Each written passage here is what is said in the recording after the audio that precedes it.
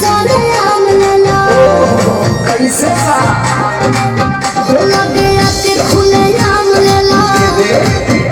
भागे रही टिको काम लेला न टाइम वेस्ट करो टेस्ट अभी करता देगा अरे करता देगा देखी जरा तोरा आम के साथ गोरी खट के आम के साथ बड़ी खट के बाकी हट के खाना लो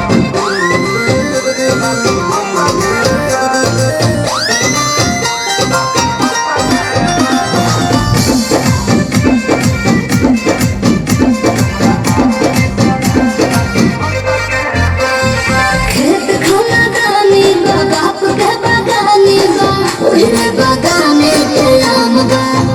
ले लो भर झोरा सस्ते ही दाम बा बात राइट दाम एक बाइक में लोग के पता तो चलिए गए तोहरा चीज के न कानो जवाब बाटे जवाब बाटे हिसाब बाटे चलो तारा खाती दू चार पैसा घट देगा अरे घट देगा हाँ तबे ना चलो छोड़ी तोरा आम के साथ गोरी खट के अच्छा आम के साथ बड़ी खट के बाकी हट के छुछू लग रहा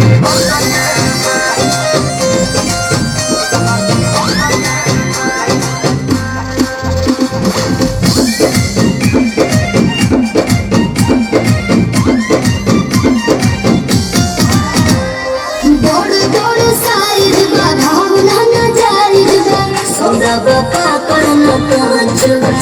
बात कहता ने अब नाम सच बा अच्छा तो सुनो हम